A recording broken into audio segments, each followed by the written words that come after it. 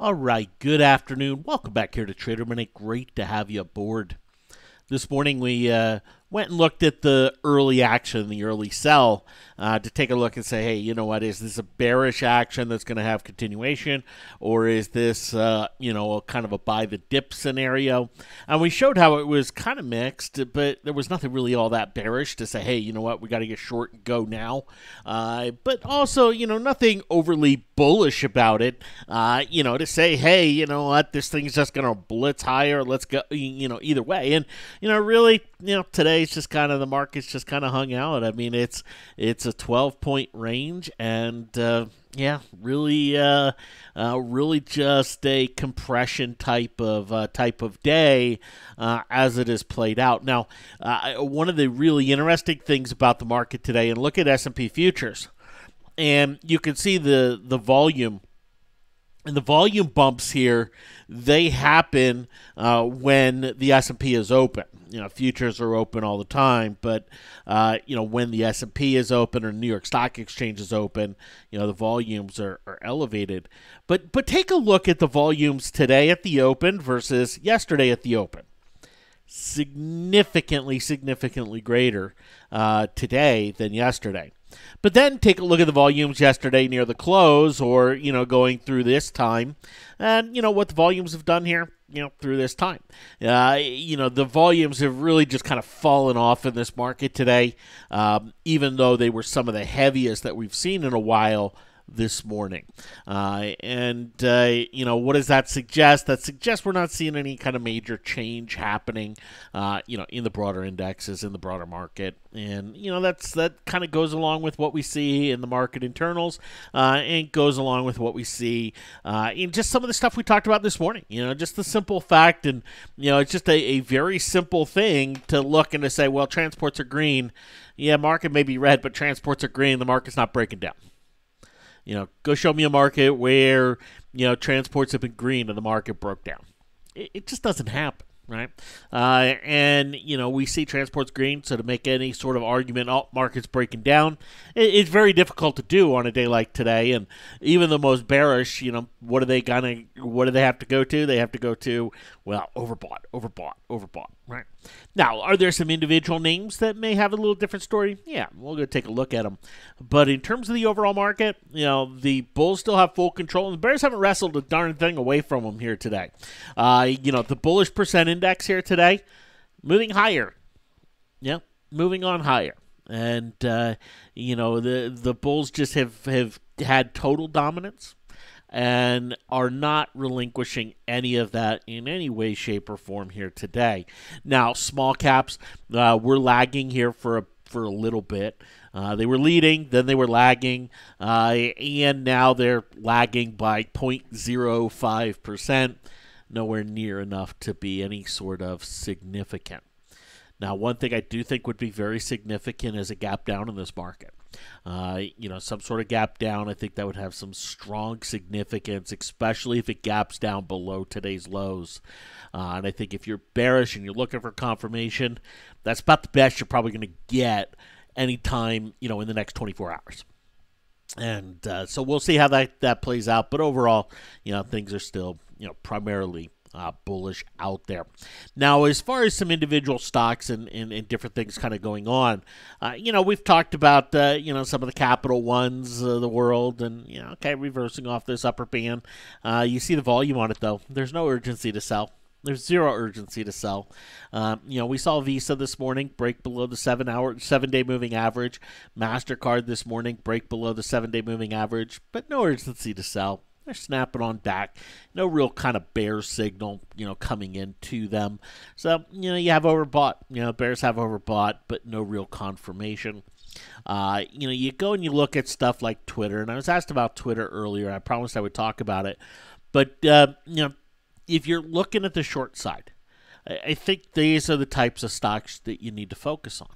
And they're the type of stocks I'm focusing on. I'll show them to you here. But, these are underperformers. These are laggards, right? These are not the stocks that fund managers have been forced into, and are going to be reluctant to sell real quick. These are names that just, they've moved on up as the market's gone up, but they've had some issues. Now, Twitter, perhaps one of the most polarizing stocks out there from an analyst perspective, meaning there are analysts that are uber bullish and analysts that are uber bearish. I fall on a little bit more of the bearish side when it comes to Twitter. I don't think they get bought out, and that's a lot of the bullish side. They're able to monetize a little bit and everything else. There's some positives here with it, but this is something where to see it go back and break below 30 isn't going to take a whole lot. And we saw the earnings reaction. And, we saw the 2-day sell. We've had a slow drift higher back as basically the market has gone on higher. Twitter's drifted up, but now I see Twitter with that fresh break below the 7-day moving average. That's that's relatively bearish here. If you look at Twitter historically, a break of the 7-day moving average isn't exactly a, hey, you know what, you better buy it now or you're going to miss out type of a signal. But, this one here, given the earnings, what they were, to see it go back and retest those earnings lows and maybe even lower is kind of what I expect to see here from Twitter. And from a stop standpoint, right, you can use today's open price. Today's open price sets it up for a decent risk reward, so gives you about 55 to 60 cents worth of risk there. Now, there's always more risk when it comes to Twitter because of the gap risk and the fact that if you've ever traded Twitter, the option spreads are not wide open or are not super tight in the morning, and the stock can run $1 before the options are even tradable. Right, so there's a little bit more of an elevated risk associated with Twitter, just with the way the options trade. But very, very interesting setup, very interesting chart, and one that's on my radar here today. Another one is Apple. And I've been watching the hourly chart on Apple here today. There's not a ton of volume, and I kind of said to myself, hey, you know what? It's not going to give anything today. But Apple kind of had a mini breakout yesterday. It's been in this consolidation, this 170, just been hammered there. And, stocks that spend a long time at one price level, when they break that level, they tend to break it pretty strong. And a lot of times, they'll break it in some sort of false break pattern where, the initial leg isn't exactly the ultimate leg. And, so if it breaks up, it can, break back on down. If it breaks down, it tends to break back up. And, just looking and saying, okay, are we breaking back down? And, the answer is absolutely not, not yet, right? Not yet.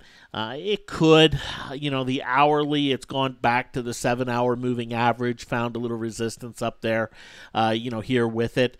But this is something where, yeah, okay, fine. Do I really have the potential to make some good money here? Well, yeah, if the market breaks, right? If the market breaks down, yeah, definitely. If it doesn't, then no. And so it comes down to more of a market play where I think Twitter is much more of a Twitter play than a market type of play. Now, another one that I think is very much more of an individual play than a market play is Halliburton. And we talked about Halliburton yesterday. And I was looking on the buy side. Take a look at the volume. Nice volume yesterday, breaking out above 32. All right, it's ready to go. I decided I'm going to wait till today to see what it does, and today it's erasing that breakout. And, we talked with Apple, a lot of times when a stock goes sideways and then gets its break, a lot of times if it reverses that, the next direction is the opposite direction and tends to be strong.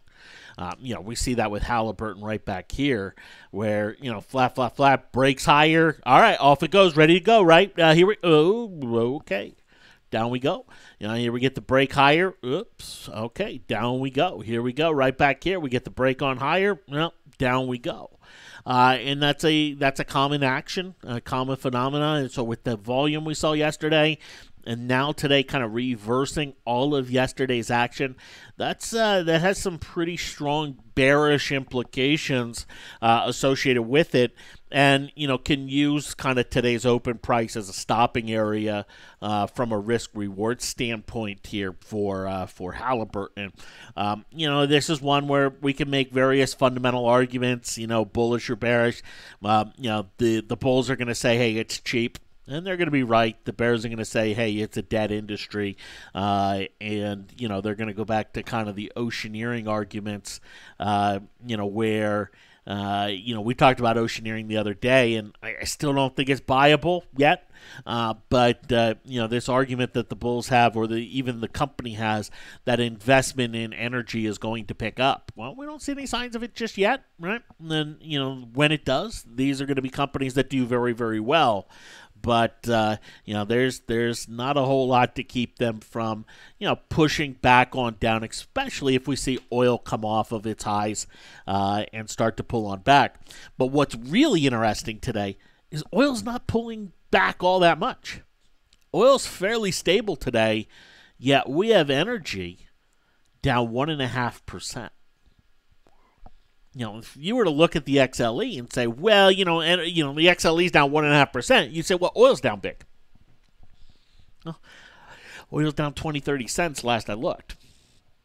Oil's not down big at all, and we are seeing energy stocks get sold. We saw Valero get downgraded this morning. Now, it was downgraded and then went higher, right? So, it hasn't turned because of the downgrade. It's turned because of the XLE.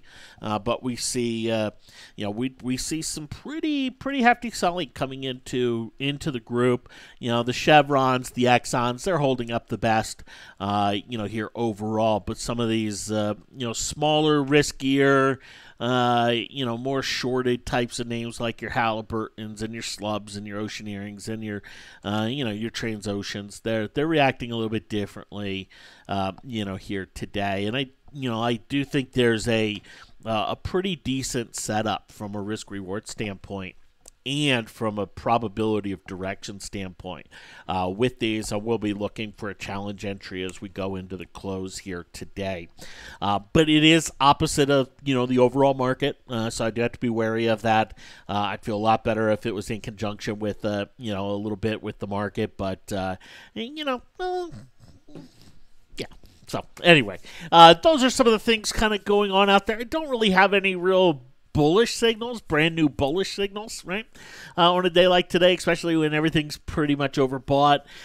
You could make an argument for some things like a Microsoft, which is, breaking into some new highs. We saw this one gap down this morning, and it's just been bought up all day, and in a very strong fashion. And in fact, it's one of the reasons why the XLK is outperforming and is held up very well today. Is because of Microsoft and its action. Here today, you can take a look at something like a Caterpillar and say, well, you know what, I've wanted in. Can I use this pullback to get in? It's still in a pretty hefty overbought position, but there's some promise there. I mean, here's Deere with a really nice upside here today. So it's fairly mixed out there, but no real new buy signals. For me, I look at Johnson & Johnson, this little island reversal that it has here, and very tempting. And it popped up on my radar this morning, and then I went and looked at some things, and there's some hefty option action on it today to the downside. And it's directionally bearish in terms of the put action. It's basically buying directional puts. Now, sometimes that just means somebody stepping in and buying shares and buying the puts to protect it. Right, so this whole idea that there's a lot of puts being bought, somebody knows something, it's got to go down. Well, half the time it's not somebody knows something, it has to go down. Somebody's buying the dip and protecting themselves, and a lot of times that is the case. And I don't think there's any way to look and to really know exactly which one it is here today. But regardless, there's some interesting price action here. As J&J's come into some of these retracement levels from the what was it, the talcum powder, lawsuit stuff that's going to be, lingering with the company for many years, but I think it's fully priced into the stock. But overall, some downside directional setup here. Absolutely, and something about like 135.80, I think sets up as a really nice stopping area here for it. In fact, some of the setups to the downside today are a little bit better than what they've been, but sure would be nice to see a little market breakdown to go with it if you're looking at it from a bearish standpoint. If you're looking at it from a bullish standpoint, I do think today is one of those days where you trim a little. But that's probably about it. Generally you just run with what you have with your stocks, and you don't read too much into the 20-30 cent oscillation. That really is what most stocks are out there today. Thanks for hopping on. Have yourselves a great one, and we'll talk to you later. Take care.